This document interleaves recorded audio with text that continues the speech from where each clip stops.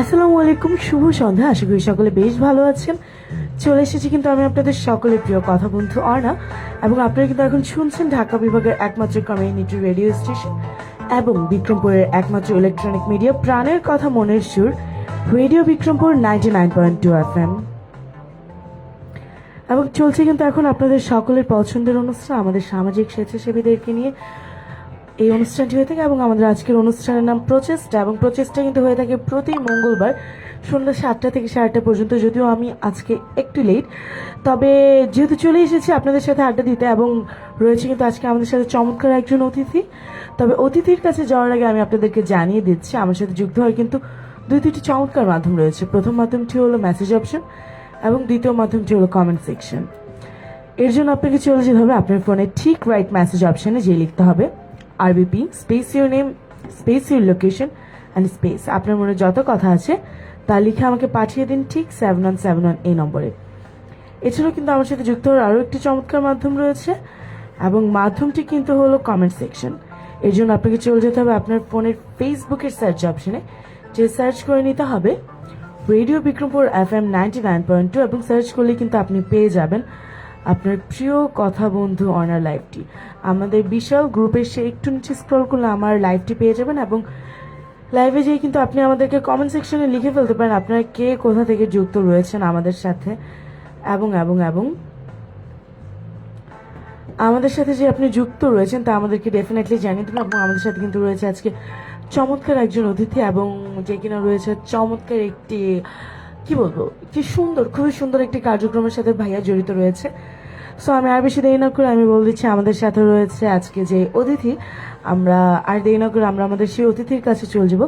তো আসসালামু আলাইকুম ভাইয়া, কেমন আছেন? আমাদের শ্রোতা বন্ধু এবং দর্শক বন্ধুদের কাছে যদি আপনি আপনার নিজের পরিচয়টি প্রথমে একটু দিয়ে দিতেন। ওয়ালাইকুম আসসালাম রহমতুল্লাহ। আমি ভালো আছি। আমি মোহাম্মদ আনিসুর রহমান, আর আমার পড়াশোনা হচ্ছে সরকারি হরগঙ্গা কলেজে রসায়ন বিভাগ থেকে আমি স্নাতক সম্পন্ন করেছি। আর আমি পাশাপাশি আনন্দ পাঠশালার সাথে যুক্ত আছি। 2019 সাল থেকে আনন্দ পাঠশালার সাথে যুক্ত আছি। আমি পথ শিশু বা পিছিয়ে পড়া যে বাচ্চা আছে আনন্দ পাঠশালা তা নিয়ে কাজ করে আমি এই কার্যক্রমের সাথে দীর্ঘদিন যুক্ত আছি এবং এখনো যুক্ত আছি। মাশাআল্লাহ, মানে এইটা কিন্তু সত্যি একটা চমৎকার একটা ব্যাপার যে পথ শিশুদের বা পিছিয়ে পড়া শিশুদেরকে নিয়ে কাজ করা। আমার পার্সোনালি এটা খুবই ভালো লাগে, যারা হচ্ছে যেরকম শিশু বাচ্চাদেরকে নিয়ে কাজ করে থাকে। তো সেই বিষয়গুলো যারা আমি আসলে জেনে নেবো যে ভাইয়া আসলে ভাইয়ার গ্রামের বাড়ি আসলে কোথায়?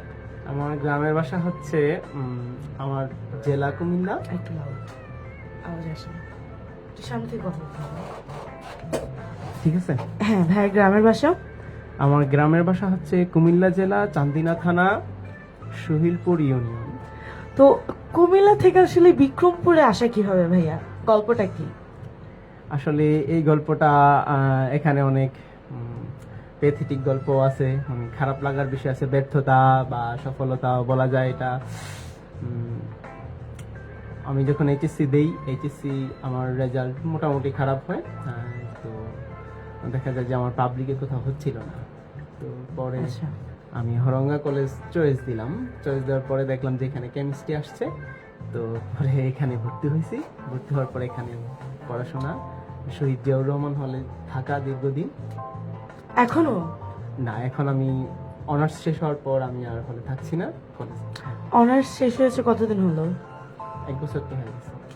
তো এখন কিসের সাথে জড়িত ভাইয়া?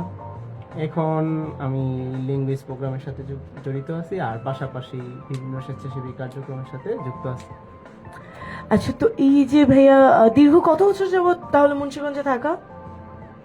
6 বছরের উপরে। তো এই 6 বছরে আসলে আমাদের যে মুন্সিগঞ্জের মানুষদের সাথে পরিচিত হয়েছেন বিক্রমপুরবাসীর সাথে, ধারণাটা কি তাহলে বিক্রমপুরবাসীকে নিয়ে? আসলে আমি যখন মুন্সিগঞ্জে প্রথমে আসার পূর্বে আমার একটা ধারণা ছিল যে মুন্সিগঞ্জের মানুষ আসলে তেমন ভালো না। হ্যাঁ, কেন? আমার একটা ধারণা ছিল মানে যে মানে প্রত্যেক মানুষের তো একটা ব্যক্তিগত মতামত থাকে। আচ্ছা, মানে কোথা থেকে কি শুনেছিলে যে মুন্সিগঞ্জের মানুষ ভালো হয় না বা এমন কিছু? এমন একটা কিছু শুনেছিলাম, তো আমি ভাবছি যে মুন্সিগঞ্জের মানুষ এমন ভালো হয় না। তো পরে যখন আসলাম আমার মুন্সিগঞ্জের মানুষের সাথে মিশা হইলো, তো আমার কাছে মনে হইলো যে না, মুন্সিগঞ্জের মানুষ আসলেই ভালো, এরা যথেষ্ট মিশুক, আন্তরিক এবং সামাজিক। সব জায়গায় থাকে খারাপ, তবে খারাপ ভালো। আমি যাদের সাথে মিশেছি আমি খারাপ তেমন পাইনি কাউকে। আলহামদুলিল্লাহ। যাক, আমাদের মুন্সিগঞ্জের মানিজ্যত রইল তাহলে কুমিল্লাবাসীর কাছে। আসলে কুমিল্লা থেকে কি কেউ রয়েছেন আজকে আমাদের সাথে? এবং আমি আসলে আপনাদের কাছে আগেই বলেছি আমি খুবই দুঃখিত আজকে। আমার মনে হচ্ছে আমার গলার অবস্থা হালকা পাতলা একটু 12টা বাজতেছে। সো আজকে একটু ক্ষমাসুলভ দৃষ্টিতে দেখবেন এবং দেখি কতদূর কথা আগায় আজকে আমাদের। তো এই যে ভাইয়া, পথ শিশুদেরকে নিয়ে কাজ করা বা পিছিয়ে পড়া বাচ্চাদের সাথে কাজ করা, এটা আসলে কবে থেকে শুরু হয়? মানে কি ছোটবেলা থেকে নাকি মুন্সিগঞ্জ আসার পর থেকে? আসলে আমি যখন খুবই ছোট, যখন আমি প্রাইমারিতে পড়ি, মানে ক্লাস 4-5, তখন অন্য ছেলেমেয়েরা যখন স্বপ্ন দেখতো যে কেউ ডাক্তার হবে, কি ইঞ্জিনিয়ার হবে, আমি এই স্বপ্ন দেখতাম, কিন্তু পাশাপাশি আমি এমন একটা স্বপ্ন দেখতাম যে আমি যখন বড় হব আমার একটা ইনস্টিটিউট থাকবে, যেখানে আমি এমন মানুষদের নিয়ে কাজ করব যারা সমাজে পিছিয়ে পড়া, বা বিশেষ করে বাচ্চারা, যাদের পড়াশোনা করার সামর্থ্য নেই, বা যাদের মানে বাবা মা বা কেউ নেই পৃথিবীতে, তো এই বাচ্চাগুলাদের নিয়ে আমি একটা ইনস্টিটিউট করার খুবই স্বপ্ন ছিল। তো আমার এটা এখনো সম্ভব হয়নি, এখনো স্বপ্ন আছে। হয়ে উঠবে ইনশাল্লাহ, আমরা সকলের সাথে আছি। এবং এটা আসলে খুবই সুন্দর একটা চিন্তা ভাবনা, এবং এর থেকে আসলে আমাদের অনেক কিছু আসলে ভাইয়া, মানে আপনি যে এই চিন্তাটা এসেছে, কোনো স্বার্থ নাই এখানে? না, আমার তখন তো, আমি তো অনেক ছোট মানুষ, এখানে এখন তো এই চিন্তাটা আছে। এখনো আমার কোনো স্বার্থ আছে বলে আমি মনে করি না। আমার কাছে মনে হয় যে সার্থকতা এইটাই, যে মানব কল্যাণে যদি আমি কিছু করে যেতে পারি তাহলে এটাই আমার জীবনের সার্থকতা। এর বাহিরে জীবনের সার্থকতা কিছু হইতে পারে না। আচ্ছা, তো ভাইয়া এই যে দীর্ঘদিন আনন্দ পাঠশালার সাথে যুক্ত থাকা, তো আনন্দ পাঠশালাটা আসলে কি, এবং আনন্দ পাঠশালা আসলে কারা পড়ে এবং কারা কাজ করে? আসলে তাহলে আমি একদম প্রথম থেকেই বলি, এই আনন্দ পাঠশালা একদম। কিভাবে প্রতিষ্ঠিত হইলো, মানে কিভাবে এই আনন্দ পাঠশালার হ্যাঁ, কার্যক্রম শুরু একদম। করলাম, এখান থেকেই বলি। আমি যখন অনার্স ফার্স্ট ইয়ারে ভর্তি হই, শহীদ জিয়াউর রহমান হলে আমি থাকি। তো আমাদের হলে দুজন বড় ভাইয়া ছিল, যাদের হাত ধরে আরিফ ভাই, অনিক ভাই। তো একদিন অনিক ভাই আমারে বললো যে আনিস, একটা প্রোগ্রাম আছে, তুমি আসো। তো আমি তাকে খুব শ্রদ্ধা করতাম, তো গেলাম।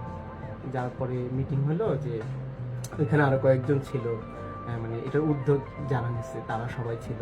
বাঁধন আপু ছিল, সিনথি আপু ছিল, ইমরান ভাই ছিল, আরিফ ভাই ছিল, তারপরে শাহিন সোহাগ ভাই ছিল, তারপরে আরো অনেকেই যুক্ত, আরো কয়েকজন ছিল, মানে সবার নাম তো এখন মনে আসতেছে না। তো প্রথম একটা মিটিং হলো যে আমরা মুন্সিগঞ্জে যারা পিছিয়ে পড়া বাচ্চা আছে, যেমন লঞ্চঘাটের এদিকে গেলে দেখা যাইতো যে জামাই ধরে টান দিত বা থুতু দিয়ে দৌড় দিত, টাকা চাইতো। তো হ্যাঁ। আসলে এই আনন্দ পাঠশালার উদ্যোগটা নেওয়া হয় ওইখান থেকে।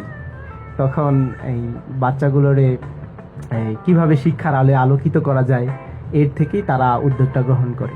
তো গ্রহণ করার পর তারা চিন্তা করলো যে বেড়িবাঁধের এদিকেই আনন্দ পাঠশালার কার্যক্রম শুরু করে। তো তারপরে হাঁটি হাঁটি পা পা করে শুরু হলো, দ্বিতীয় প্রোগ্রাম হলো। তারপর আনন্দ পাঠশালার কার্যক্রম শুরু করলো 2019 সালের, এটা অক্টোবর মাস না? হ্যাঁ, তাহলে এই অক্টোবর মাসের মানে মাঝামাঝি দিকেই পাঠশালার কার্যক্রম শুরু হয়। তো এখনো পর্যন্ত পাঠশালার কার্যক্রম চলতেছে। এখন আলহামদুলিল্লাহ ভালো।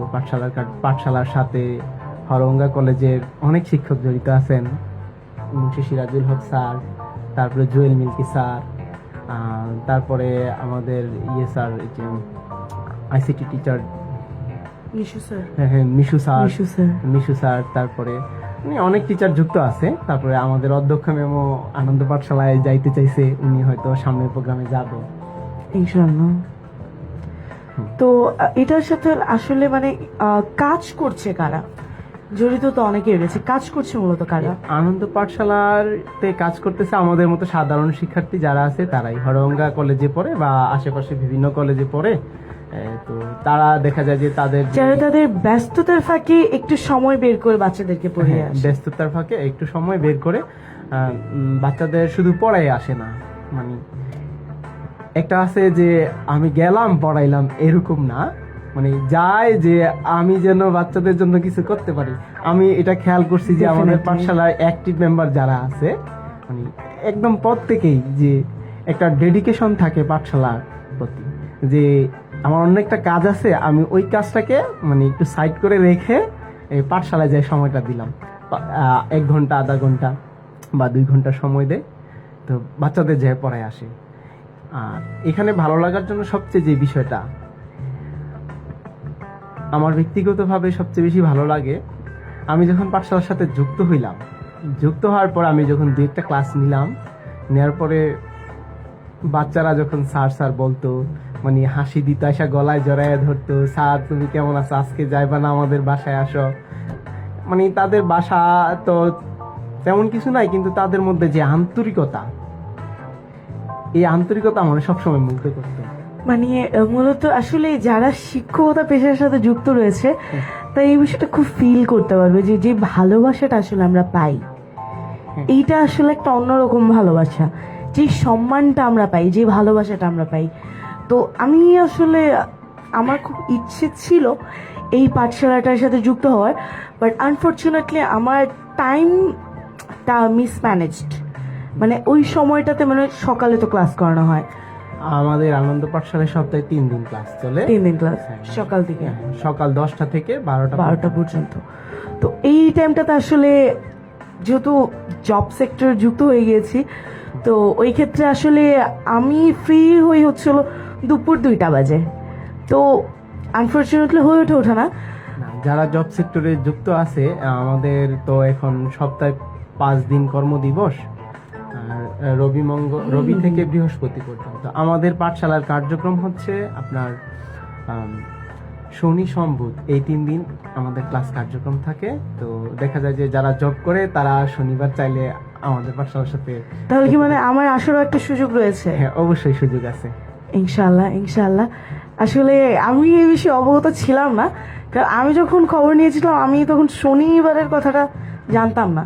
এটা কি মানে কত সময় হলো যে শনি সম্বোধ করা হয়েছে? এটা আমাদের প্রায় 1 বছরের কাছাকাছি হয়, যে একটা আমরা প্রতি মাসেই আমরা একটা মাসিক সভা করি। তো এই সবার মাধ্যমেই আমরা ডিসিশন মেকিং করি যে আমাদের পাঠশালা কিভাবে চলবে, আমাদের কার্যক্রমগুলো আরো কিভাবে সুন্দর করা যায়, যা বা আমাদের পাঠশালা দ্বারা এই যে উদ্দেশ্যে আমাদের পাঠশালা প্রতিষ্ঠা হয়েছে, বাচ্চারা কিভাবে আরো বেশি বেনিফিটেড হয়, আমরা এর জন্য প্রতি মাসে যে সভা হয় ওই সভায় আমরা মানে আচ্ছা, তো মানে ক্লাস নেওয়ার আসলে নিয়মটা কিভাবে, যে 10টা থেকে 11টা একজন নেবে বা 11টা থেকে 12টা একজন, মানে আমাদের এটা যে সপ্তাহে এই মানে একটা ক্লাস কমিটি আছে, যে শনিবার এই কয়জনের মধ্যে ক্লাস নিবে, রবিবার সোমবার এরা ক্লাস নিবে, বৃহস্পতিবার এরা ক্লাস নিবে, এইরকম।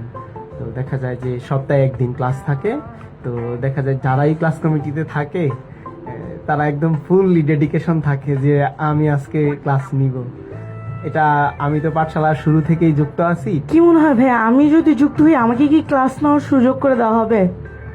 অবশ্যই, আমাদের আনন্দ পাঠশালা সবার জন্য উন্মুক্ত। যদি কেউ চায় যে আমি এই স্বেচ্ছাসেবী সংগঠনের সাথে স্বেচ্ছায় যুক্ত থাকব, সবার জন্য দরজা খোলা আছে। তাহলে কি মানে আই এম ইন? অবশ্যই আমি কি বলতে পারি? আচ্ছা ঠিক আছে, তো ইনশাল্লাহ মানে আমি আসলে এরকমই করি, মানে ভালো লাগে এবং আমার খুবই ইচ্ছে ছিল, এবং ইনশাল্লাহ এই শনিবারই ইনশাল্লাহ চেষ্টা থাকবে ইনশাল্লাহ।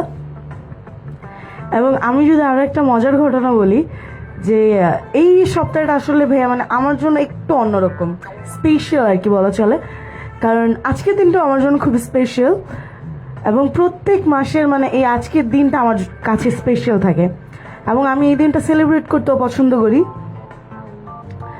এবং যেটা আমি বলছিলাম যে থাকে না কিছু টিচারদের সাথে বন্ডিং খুব ভালো হয়ে যায়, এবং ব্যাপারটা হচ্ছিল যে একসময় তো আমিও স্টুডেন্ট ছিলাম এবং এখনও আছি, তো আমারও কিন্তু টিচার রয়েছে, এবং ওই টিচারদের সাথে বন্ডিংটা এত ভালো হয়ে যাওয়া যে তাদের ফ্যামিলি প্রোগ্রামেও ইনভাইটেড হওয়া, তো এই বিষয়টা না খুবই অন্যরকম সুন্দর একটা ব্যাপার। তো এরকমই একটা কাজ রয়েছে এবং আমি এটা নিয়ে খুবই এক্সাইটেড। এবং বিষয়টা হচ্ছিল যে স্যার কল দিয়ে জামাই বউ ইনভাইট করেছে, তো ব্যাপারটা আরও সুন্দর আমার কাছে।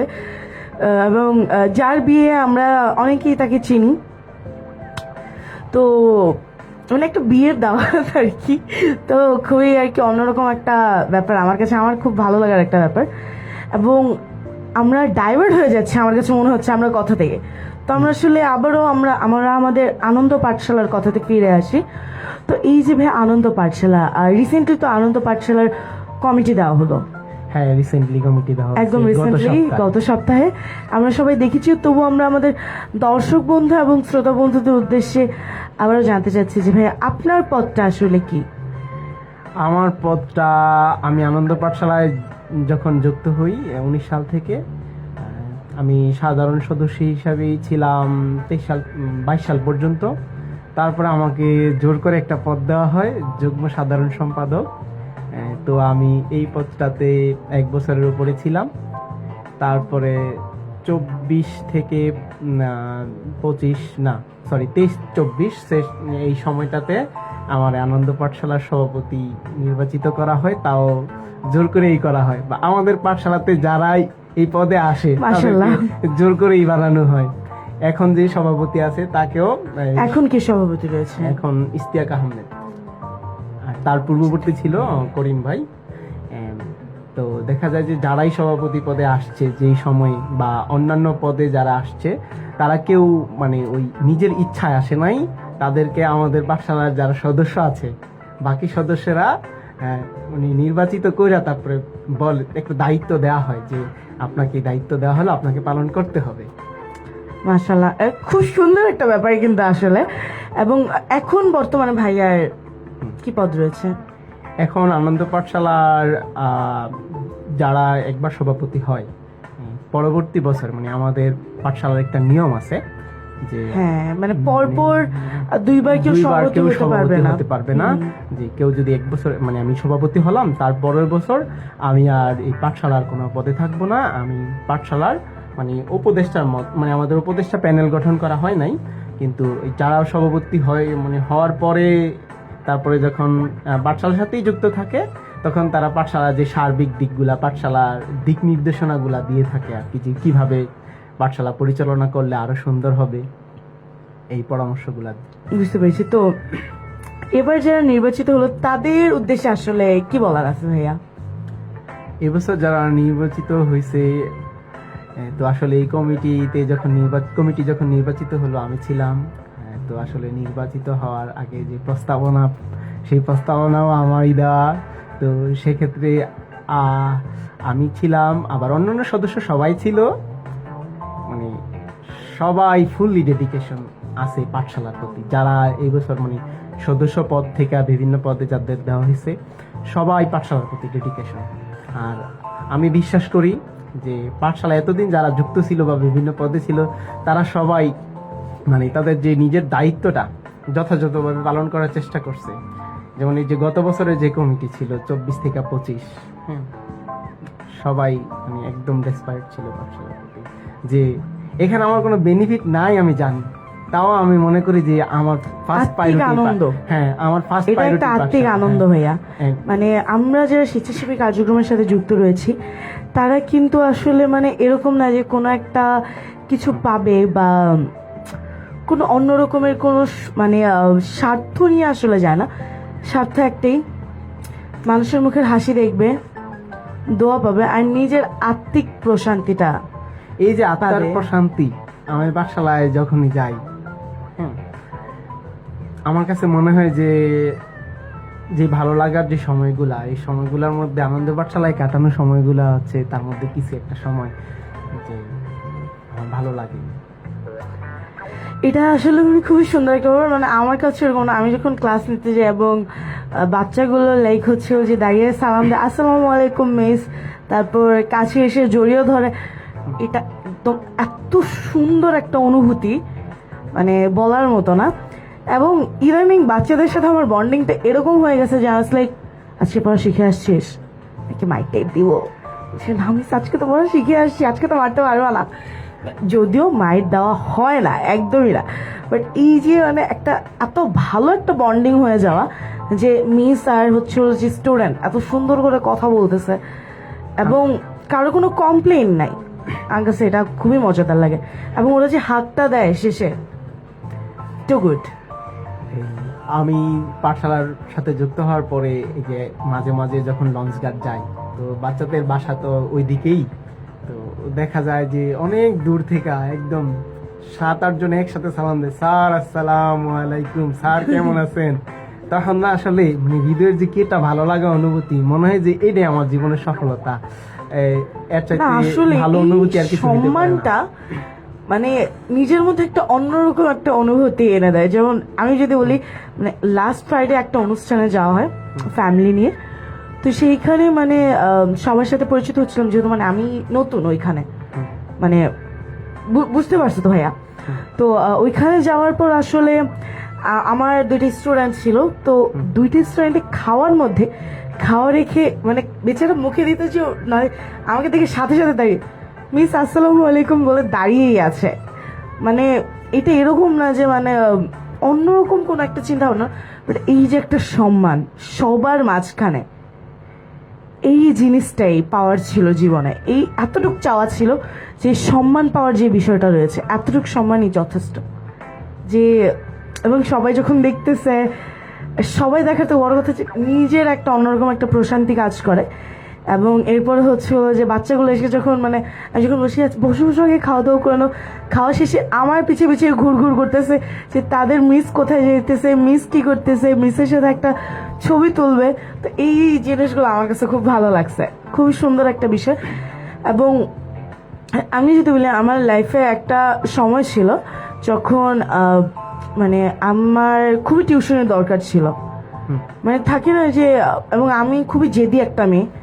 আমি যদি বলি যে আমার কোনো কিছু দরকার নেই, তো এই জিনিসটা আমার দরকার নেই, আর আমার কোনো একটা কিছু দরকার মানে ওই জিনিসটা দরকার। তো ওই টাইমে আমি যখন টিউশনি করা শুরু করি, আমার মনে আছে আমি 2টা টিউশনি করি।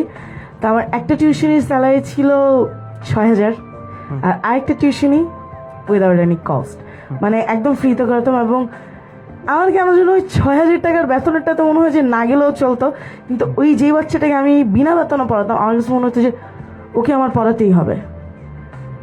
কারণটা ছিল কি, মানে আমি গেলে, আমি যে পড়াতাম, ওর বাবা মা এত খুশি হতো, এত আন্তরিক ছিল। আমি গেলে, মিস আপনি ঠিক আছেন, আপনার শরীরটা আজকে ভালো, মিস আপনি কিছু খাবেন, মিস পানি দেই, একটু শরবত বানিয়ে দেই। আর বাচ্চাটা মানে মাশাল্লাহ এত এত ব্রাইট একটা স্টুডেন্ট, এত ভালো পড়াশোনা করে, মাশাল্লাহ। যে আমি এখন ওকে পড়াই না, বাট খোঁজ খবর ঠিকই রাখি। এবং ও এখন একটা খুব ভালো টিচার দেওয়ার, এবং আলহামদুলিল্লাহ যে ওদের ফিনান্সিয়াল অবস্থা এখন ডেভেলপড হয়েছে এবং খুবই ভালো আছে ওরা। পড়াতে পারি না কারণ সময়ের তারতম্য। আমাকে অনেকবার বলছে যে মিস আপনি পড়ান সবসময়, বাট ওর আসলে কি বলবো, আমার লাইফে পাওয়া সেরা স্টুডেন্ট ছিল, যাকে মানে পড়িয়ে আমি খুবই মানে কি বলবো, খুবই খুশি এবং খুবই শান্তিতে কাটাইতে হয়েছে পড়ানো। আমাদের কিন্তু থাকে যে অনেক স্টুডেন্ট পড়াতে খুব ভালো লাগে এবং অনেক স্টুডেন্ট পড়াতে ভাইয়া একদম বিরক্তি লাগে। সব কিছু যে টাকার জন্যই হয় ব্যাপারটা কিন্তু এরকম না। তো এরকম ছিল, আমি দোয়া করি ও যেন খুবই ভালো একটা পর্যায়ে যায়, সবসময় দোয়া করবো। এবং কি বলবো ভাইয়া, মানে ছাত্র শিক্ষকের বিষয়টা সম্পর্কটাই না এরকম। তো এই যে ভাইয়া যারা কাজ করে এখানে, তারা প্রত্যেকেই কিন্তু আমার জানার মতো স্টুডেন্ট। এবং ভাইয়ার সাথে কিন্তু আমার পরিচয় কিন্তু আনন্দ পাঠশালার একজন মেম্বারের থ্রু। তো আসলে ওই মেম্বারটাকেও আমি চিনি পার্সোনালি। এবং আন্টি কবিতা আন্টি, আরিয়া খুবই ইসলাম কবিতা। খুবই খুবই ভালো মনের একটা মেয়ে, আর হাসিটা মাশাআল্লাহ। আর তো তার তার পাঠশালার প্রতি যে ডেডিকেশন, হ্যাঁ। এটা অভিভূত হওয়ার। খুবই, মানে আমি আন্টি একদম বলেছিলাম, আন্টি আমরা একটু সকালে দিন। আন্টি হচ্ছিল আমাকে বললো যে না আমার তো ওই দিন হচ্ছিল যে আমার তো পাঠশালার কাজ আছে, আমি ক্লাস শেষে তোমার সাথে দেখা করতে পারবো। আচ্ছা ঠিক আছে, না আমার সাথে বের হওয়ার থেকেও কোনো কাজ ইম্পর্টেন্ট হয়ে গেল। আপু বললো যে, আন্টি বললো যে দরকার এটা, এখন আমাকেও তো বেশি মানা করতে পারে না। তো ক্লাস শেষে তারপর যেমন দেখা সাক্ষাৎ হয়েছে, আপু, আমি আপু বলে ফেলতেছি ফর্মালিটির জন্য, বাট আন্টি খুবই খুবই ভালো মনের একটা মানুষ, এত সুন্দর করে কথা বলবে, মাশাআল্লাহ খুবই আন্তরিক। তো আমি যেটা বলছিলাম যে ভাইয়া ছোটবেলায় কি এমন কোনো কার্যক্রমের সাথে জড়িত হওয়া হয়েছে? মানে আনন্দ পাঠশালার পূর্বে? হ্যাঁ। না, আনন্দ পাঠশালার পূর্বে আমার তেমন কোনো স্বেচ্ছাসেবী সংগঠনের সাথে যুক্ত হওয়া হয় নাই। এমনিতে আমার কাছে ভালো লাগতো যখন দেখতাম যে একটা মানুষ মানুষের জন্য কিছু একটা করতেছে, যে তার সামনে একটা মানুষ, পিছিয়ে পড়া মানুষ বা তার বিপদে আগায় যাওয়া, এইটা যে কোনো ক্ষেত্রেই হোক, হয়তো শিক্ষা, আমি হয়তো আনন্দ পাঠশালার সাথে যুক্ত আছি, এখানে যারা পিছিয়ে পড়া যারা আছে শিক্ষা ক্ষেত্রে আমি কাজ করতেছি, এরকমটা না। আমার কাছে সব দিকটাই ভালো লাগতো, যারা মানে হেল্পফুল, মানুষের বিপদে বা যে কোনো প্রয়োজনে মানুষের পাশে থাকে, মানে আমার এই দিকটা সবসময় ভালো লাগতো, মানে ছোটবেলা থেকেই। হয়তো কখনো যুক্ত হইতে পারতাম, কখনো পারতাম না। তো আসলে এই ক্ষেত্রে আমার এই যে ভালো কাজের সাথে যুক্ত হওয়ার জন্য যে একটা রাস্তা, এই রাস্তাটা আসলে আমি পাইছি আনন্দ পাঠশালার হাত ধরেই। তো আনন্দ মানে পাঠশালা অনুপ্রেরণাই কিন্তু আনন্দ পাঠশালা। না, আমার ছোটবেলা থেকেই মানে মানুষের জন্য কিছু করার যে অনুপ্রেরণা, সেটা ছিল যে আমি মানুষের জন্য কিভাবে করব। তো এই যে এইসব কাজের জন্য কি ফ্যামিলি থেকে কি, মানে ফ্যামিলি কি সাপোর্টিভ নাকি বলে যে এসব কাজ করো না, বাদ দাও? না, আমার ফ্যামিলি সাপোর্টিভ, এখনো বলে যে মানুষের জন্য যেন ভালো কিছু করতে পারে। আমার আব্বা একটা কথা বলে যে চেষ্টা করবা মানুষের জন্য ভালো কিছু করার, যদি না পারো কারো ক্ষতি করবা না। সুন্দর কথা, খুবই সুন্দর কথা। এবং ইতিমধ্যে কিন্তু আমরা দেখতে পাচ্ছি যে আমাদের সাথে অনেক শ্রোতা বন্ধু এবং দর্শক বন্ধুরা যুক্ত রয়েছে। তো আপনারা সকলে কিন্তু এখন শুনছেন ঢাকা বিভাগের একমাত্র কমিউনিটি রেডিও স্টেশন এবং বিক্রমপুরের একমাত্র ইলেকট্রনিক মিডিয়া প্রাণের কথা মনের সুর রেডিও বিক্রমপুর 99.2 FM। যে এখন আমাদের সাথে যুক্ত হন, জলদি জলদি যুক্ত হয়ে যান, টিউন করে ফেলুন রেডিও বিক্রমপুর 99.2 FM। আসলে কথার মধ্যে একটু হেসে ফেলার কারণ, মানে কবিতা আন্টিও আমাদের সাথে যুক্ত হয়ে গিয়েছে এবং তার কমেন্টে চোখে পড়ার সাথে সাথে আর কি আমি হেসে দিয়েছি, এজন্য আর কি একটু হেসে ফেলেছি। যাই হোক, এখন আমরা আর বেশি দেরি না করে আমরা এখন আমাদের শ্রোতা বন্ধু এবং দর্শক বন্ধুদের কাছে চলে যাবো। প্রথমে দেখতে পাচ্ছি আমাদের কাছে রয়েছে MD Imran Hossain. Welcome to radio Bikrampur 99.2 FM। ভাইয়া ভালোবাসা জানিয়েছে, অসংখ্য ধন্যবাদ ভাইয়া। রয়েছে আমাদের সাথে নাইম আসলে ও খুবই ভালো একটা খেলোয়াড়, ও এত চমৎকার ফুটবল খেলে, ও ডিফেন্সেও খুব ভালো খেলে, কি বলবো, ও অ্যাটাকও একদম করা দেয়, কি বলবো, এত ভালো খেলে, মাশাল্লাহ মাশাল্লাহ। তো তোমাকে আসলে ন্যাশনালে দেখতে চাই না, এই এতটুকু ইচ্ছে, ডেডিকেশন দিয়ে কাজ করে যাও, ডেডিকেটেড হও কাজের প্রতি, ইনশাল্লাহ ভালো কিছু রয়েছে সামনে। এবং আমাদের রেডিও বিক্রমপুর পরিবারে তোমাকে স্বাগতম। রয়েছে Ishtiaq Ahmed. Welcome to radio Bikrampur 99.2 FM। ভাইয়া, এই ইশতিয়াক আহমেদ আনন্দ পাঠশালার বর্তমান আমাদের সভাপতি সাহেব আমাদের সাথে যুক্ত রয়েছে, মাশাল্লাহ। ভাই আমাদেরকে ভালোবাসা জানিয়েছে, অসংখ্য ধন্যবাদ। রয়েছে আমাদের সাথে সিনথিয়া আপু, আনন্দ পাঠশালার খুবই একজন গুরুত্বপূর্ণ সদস্য, একজন ডেডিকেটেড সোল বলা যায় যাকে। বলছি আসসালামু আলাইকুম আনিস ভাইয়া। ওয়ালাইকুম আসসালাম। ওয়ালাইকুম আসসালাম সিনথিয়া আপু। রয়েছে ইশতিয়াক আহমেদ, বলছে ভাইয়া, বলছে আসসালামু আলাইকুম স্যার। ওয়ালাইকুম আসসালাম। রয়েছে আমাদের সাথে এরপরেই সিনথিয়া আপা, বলছে proud to be a part of Ananda Pathshala Munshiganj. সত্যি আমিও আনন্দ পাঠশালার সাথে যুক্ত থাকতে পেরে নিজেকে আসলে গর্বিত মানুষ মনে করি। আমিও খুব জলদি এটা বলতে পারবো ইনশাল্লাহ।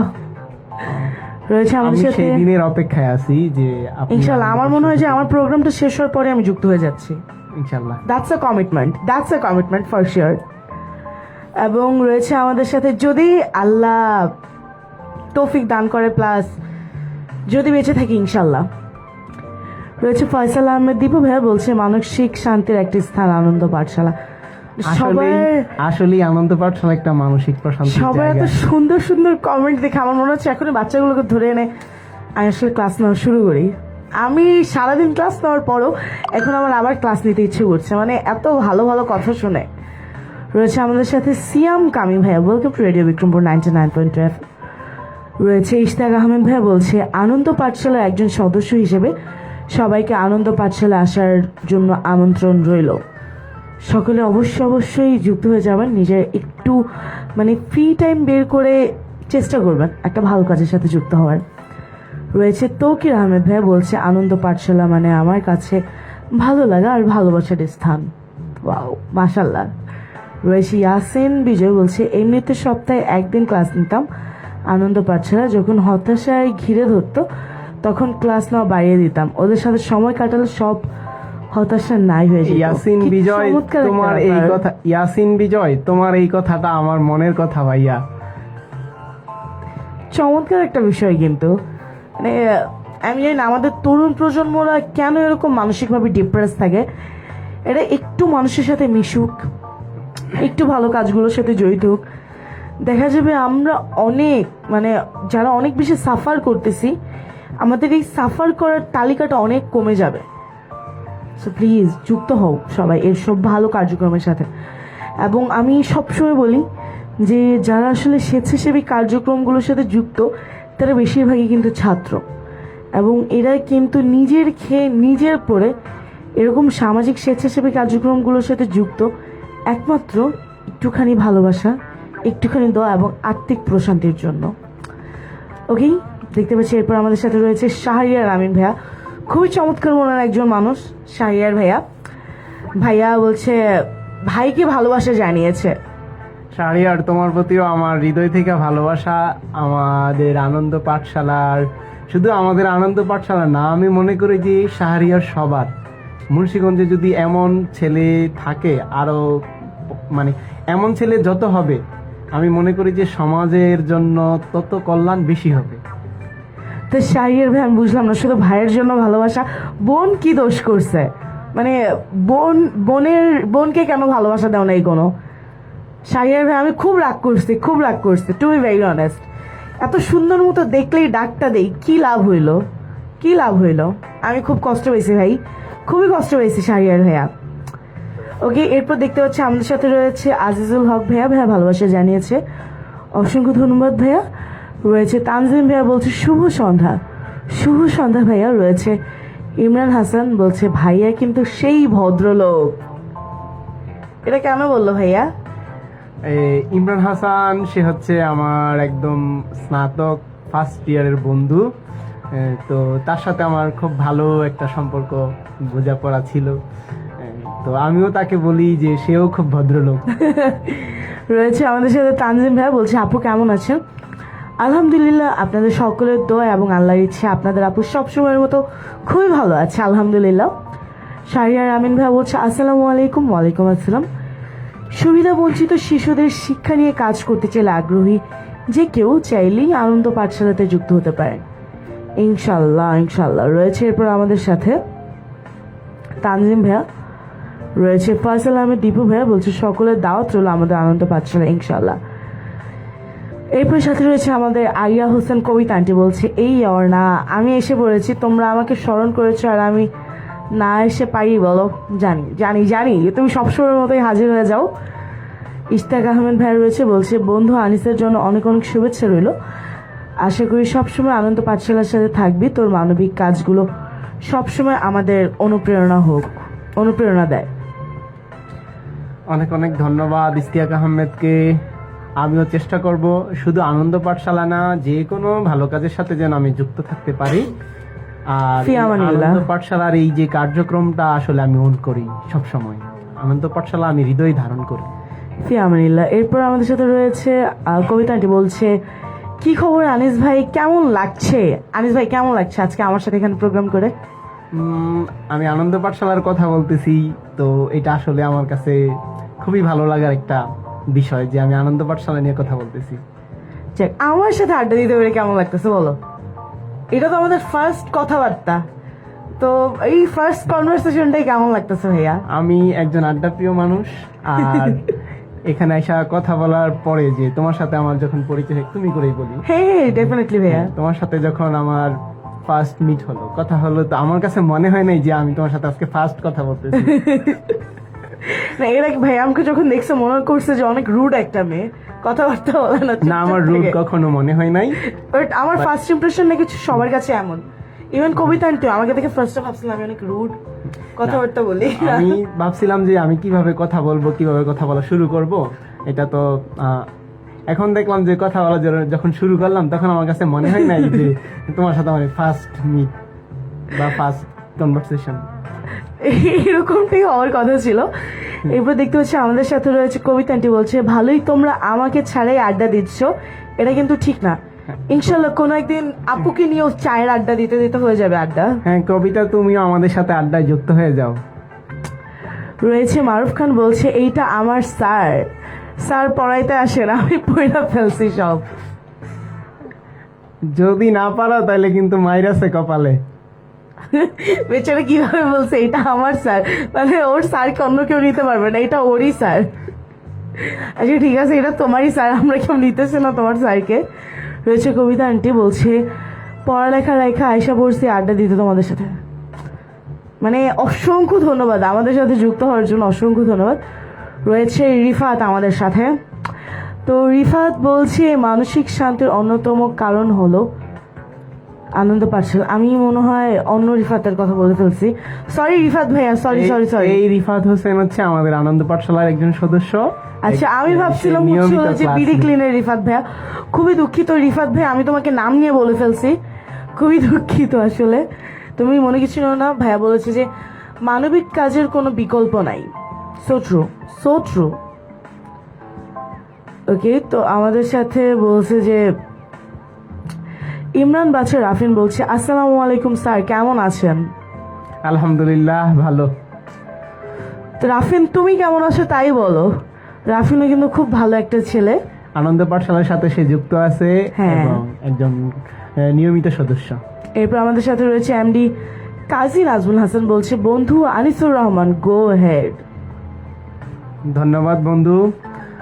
আর আসলে এই যে আনন্দ পাঠশালার সাথে যুক্ত আছি, এই যে থাকার পেছনে আমার যে বন্ধু বান্ধব যারা কমেন্ট করতেছে এখন, তাদেরও অনুপ্রেরণা আছে যে তারা আমার এই ভালো কাজগুলোকে ভালো চোখেই দেখতো বা সবসময় অ্যাপ্রিসিয়েট করতো, তো যার কারণে আমার কাছে আরো বেশি ভালো লাগতো যে আমি এই কাজটা করি। এরপর দেখতে পাচ্ছি আমাদের সাথে রয়েছে এমডি কাজী নাজমুল হাসান, রয়েছে এবি করিম ভাইয়া, বলছে আসসালামু আলাইকুম। ওয়ালাইকুম আসসালাম। বলছে ছোট ভাই আনিস মানবিক ছেলে, আমাদের সহযোদ্ধা। ওয়ালাইকুম আসসালাম করিম ভাই। আমাদের এই করিম ভাই হচ্ছে আমাদের পাঠশালার এই যে 24-25 যে সভাপতি ছিল। আচ্ছা হ্যাঁ, একটু আগে নাম বললেন। মারুফ খান বলছে স্যার আমাকে পড়াতে আসেন, আমি পড়ছি সব। হ্যাঁ আসবো আসবো। ওকে, আমাদের সাথে যুক্ত হয়ে গেছে আরো সাফিলা সামি ভাইয়া। কি অবস্থা ভাইয়া, কেমন আছেন? ভাইয়া বরাবরের মতো আবার এসে বলে ফেলেছে বিগ ফ্যান। আমিও ভাইয়া, আমিও আসলে সামি ভাইয়ার বিগ ফ্যান। কি বলবো, আসলে ভাই বোনের বন্ডিংটাই এরকম হয়। যাই হোক, আমাদের সামি ভাইয়া দুর্দান্ত লোক। সামি ভাইয়া খুব জলদি আসলে তোমার সাথে দেখা করা দরকার।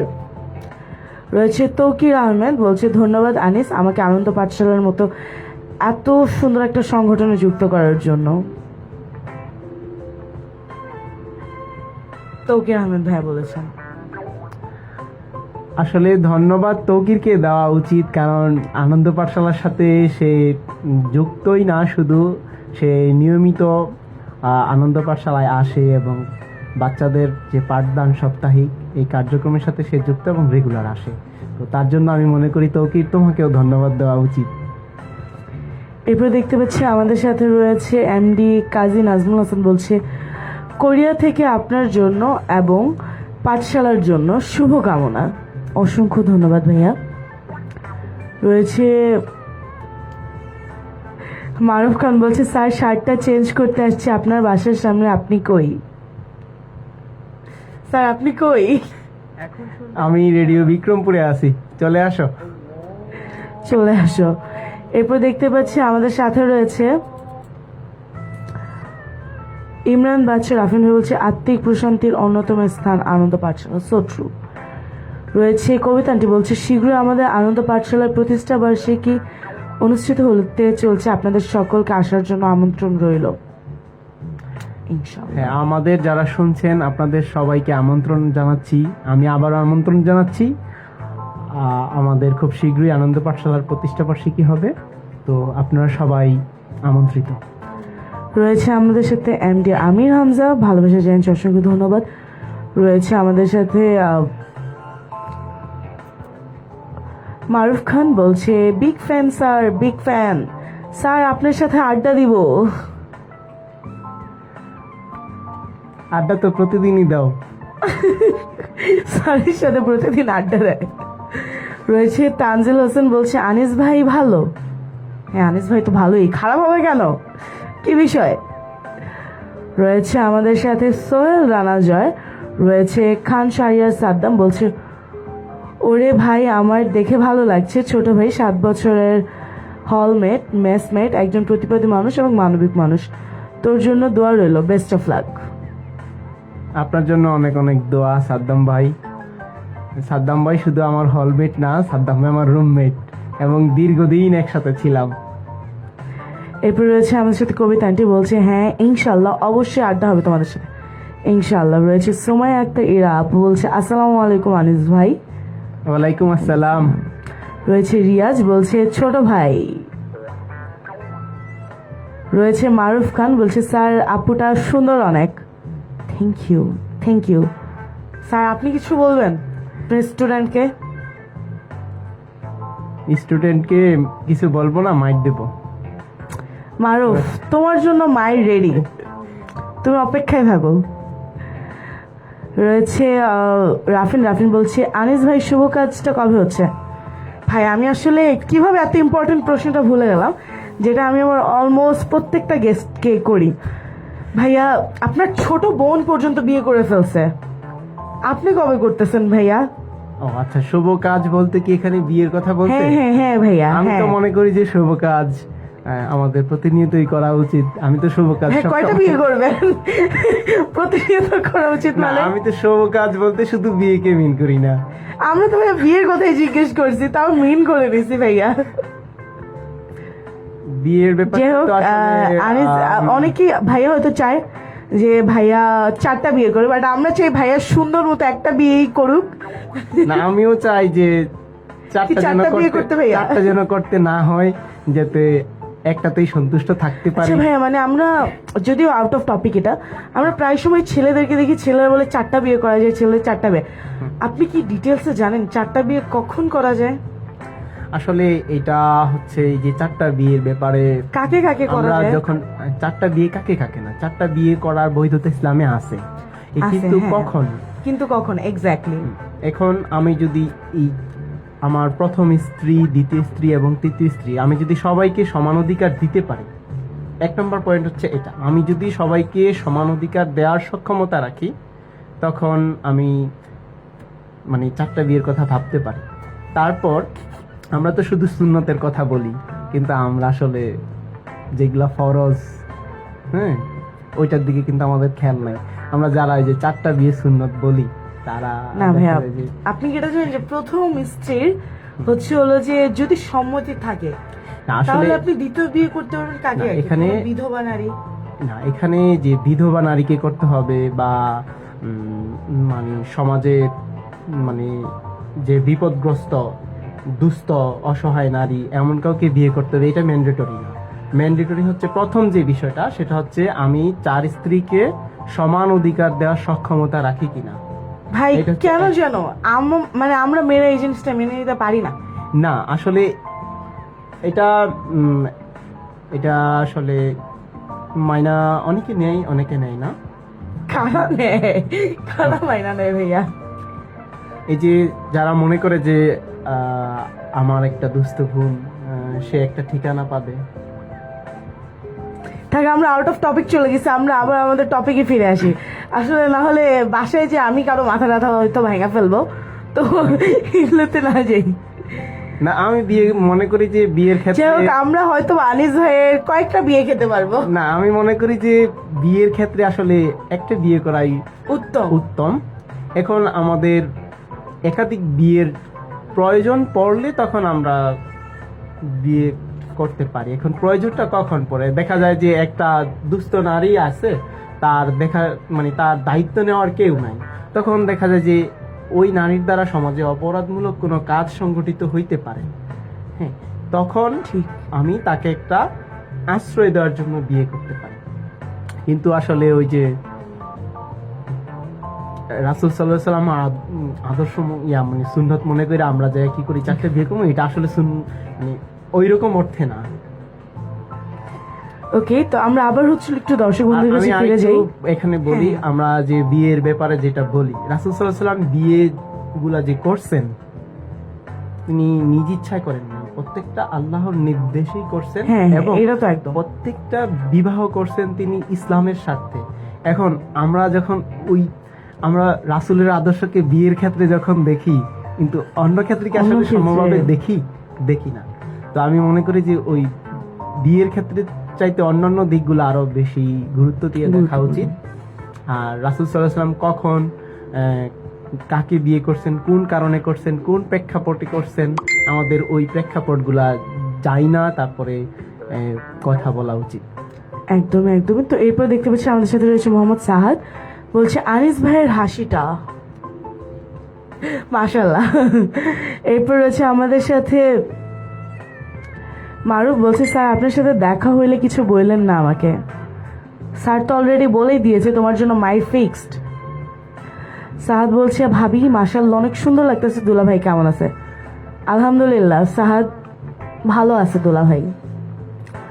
রয়েছে মোহাম্মদ সাগর ভাই, বলছে সুন্দর উপস্থাপন, অসংখ্য ধন্যবাদ। রয়েছে কাজী নাজমুল হাসান, বলছে কে ভাবিরা যে বইলা আসলি না, আমার ফোন দিয়ে বলতেছে তুই লাইনে নাই, তাড়াতাড়ি কল দে, এটা ভাবি টেনশন করতেছে। ভাইয়া হ্যাঁ বন্ধু কাজী, ভাবি তো তোমার জন্যই টেনশন করব। রয়েছে সাহাদ, বলছে আনিস ভাইয়ের বিয়ের অপেক্ষায়। ভাই আমিও আপনার বিয়ের অপেক্ষায়, আমিও আমার বিয়ের অপেক্ষায়। সবাই ভাইয়ের বিয়ের অপেক্ষায় আছে আমরা। ভাইয়া দাওয়াত কি পাবো? দাওয়াত অবশ্যই চেষ্টা করব সবাই যেন দাওয়াত দিয়ে বা ইনশাআল্লাহ, ইনশাআল্লাহ। অন্তত সবাইকে জানিয়ে করব। ইনশাআল্লাহ। শাহরিয়ার আমিন ভাই বলছে আনিস ভাই ভেলা কবে শুনবে? সময় হলেই শুনতে পাবে। ভেলা মানে? এই যে বিয়ের কথাই বলছি। বিয়ে মানে ভেলা? মানে ভেলা কবে শুনবে, সে এখানে মিন করছে যে আমার একজন পার্সোনাল শোনার মানুষ, এই যে আমি কথা বলতেছি, এটা তো ও আচ্ছা আচ্ছা। মারুফ খান বলছে যে স্যার ফাইসা গেছে। শাহরিয়ার আমিন ভাইয়া বলছে সামর্থ্য থাকলে করা যায়, 4টা করা যায়।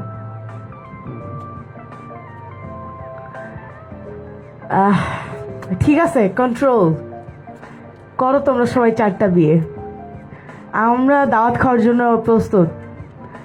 রয়েছে মারুফ খান, বলছে স্যার আমি সাজনা আম্মু সবাই দেখতেছি, আপনি সাবধানে বইলেন সব। আল্লাহ, টিউশনের গার্ডেনরাও সাজে দেখতেছে। মোহাম্মদ সাহাদ বলছে ভাবি কি দুলাভাই 4টা বিয়ে করতে চাইলে কি করবেন?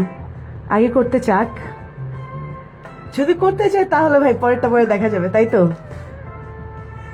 যতটুকু মনে হয় আমার উত্তর কি হতে পারে তোমাদের জানা আছে। কবিতান্টি বলছে এই যুগে একটা বই সামলানো যায় না, আবার 4টা করবো, বেড়া মানুষ। আর বেড়া মানুষ অন্য সোনা মানে না, 4 বিয়ের 4 সোনা ঠিকই মানে। So true. রয়েছে ফাতেমা খানম দিঘিয়া, বলছে আপাতত একটা বিয়ে খাই আগে। আনিস ভাই ঠিক ভাই, 4টা বিয়ের কথা পরে, আগে একটা বিয়ে খাই আমরা। আমিও চাই আমার একটা বিয়ে আমি খাই। রয়েছে আমাদের সাথে মারুফ খান, বলছে আমার স্যার আমার দেখা বেস্ট স্যার। অবশেষে একটি সুন্দর কমেন্ট। ওকে, শাহিয়া আমিন ভাইয়া, ভাইয়া কেন ভেঙে এলেন? কেন? এটা কি ঠিক? মোহাম্মদ সাদ বলছো দোলা ভাইরে কি হালাল করে দিবেন? জানি না ভাই, দুলা ভাই কি থাকবে নাকি আর আমি তাও জানি না। এরপর আমাদের সাথে রয়েছে আল নূর আল আমিন ভাইয়া, বলছে বন্ধু বাড়িতে আয়। বন্ধু শীঘ্রই দেখা হবে ইনশাল্লাহ। আমরা কিন্তু কথা বলতে বলতে অলরেডি অনেকটা সময় পার করে ফেলছি এবং ঘড়িকাটা কিন্তু বলছে 8:55, মানে অনেকক্ষণ কিন্তু আমরা আড্ডা দিচ্ছি। তো এই যে ভাই এতক্ষণ আমাদের সাথে যুক্ত থাকলেন এবং আনন্দ পাঠশালা নিয়ে এত কথা বলতে, মানে এত কথা বলেন, কোনো কথাই কি মনে হচ্ছে যে না আরো বলা উচিত ছিল? আমি মনে করি যে আনন্দ পাঠশালা সম্পর্কে যদি আমাকে মানে যত প্রশ্ন করা হয়, মানে যতক্ষণ প্রশ্ন করা হয় আমি ততক্ষণ উত্তর দিতে ভালো উত্তর দিতে পারবেন? মানে আমার উত্তর দিতে ভালো ভালো লাগে। লাগবে। হ্যাঁ, আনন্দ পাঠশালা সম্পর্কে আমাকে যখনই যে প্রশ্ন করে আমার মানে শুনতে প্রশ্ন পাইতেও ভালো লাগে, উত্তর দিতেও ভালো লাগে। যাক, মানে খুবই ভালো লাগলো। তো সাহাদ আরো বলছে যে আনিস ভাই আপনার বিয়ের আগে কি আমারটা হয়ে যাবো? ভাই চিন্তা নিয়েন না, সাহাদের কোনোদিন বিয়ে হবে না। সাহাদ, So, তোমার জন্য চিন্তা নিয়েন না ভাই। শুভকামনা, আমার আগেই করো, দোয়া করি। মারুফ খান বলছে স্যার বিয়েটা করেন। কই গেল? স্যার বিয়েটা করেন, আপনার বিয়েটা খাবো। আলামিন বলছে এখনো সময় হয় নাই রে বন্ধু।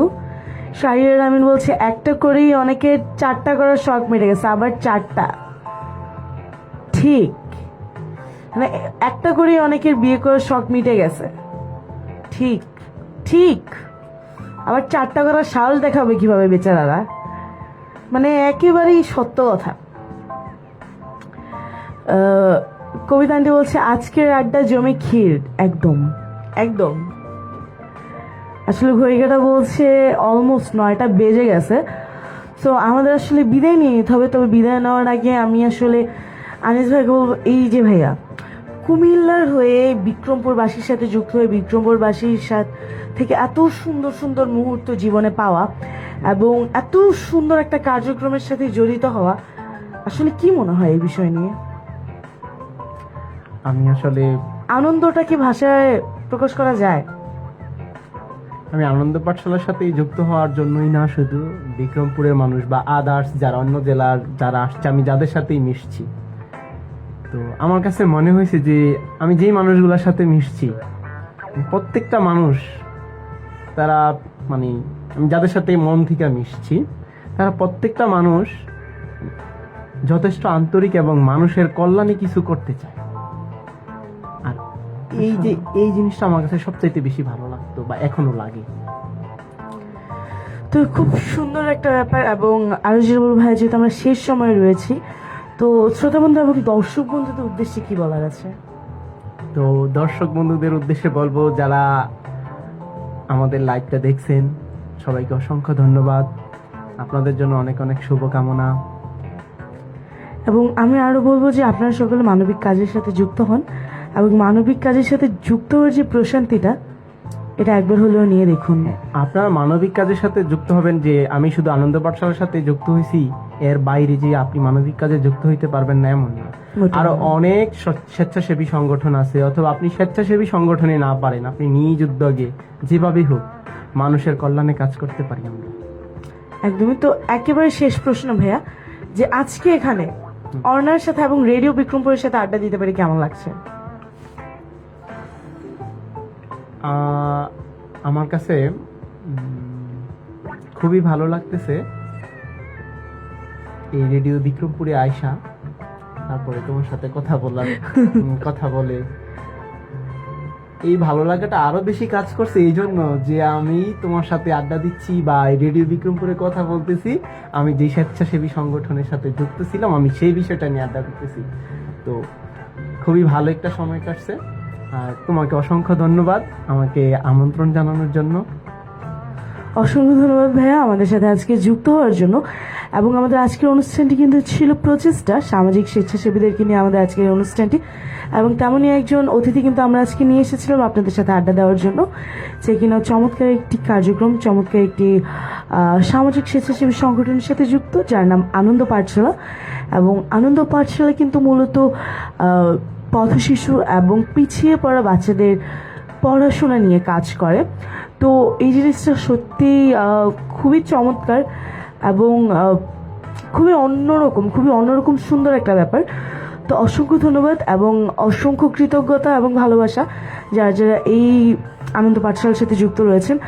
এবং তার থেকেও বড় কথা যে আজকে আমাদের সাথে যারা যারা যুক্ত রয়েছিলেন তাদেরকে অসংখ্য ধন্যবাদ। ইতোমধ্যে কিন্তু আমাদের যেই গেস্ট রয়েছিল আমাদের আনিস ভাই কিন্তু ইতোমধ্যে আমাদের থেকে বিদায় নিয়ে নিয়েছে।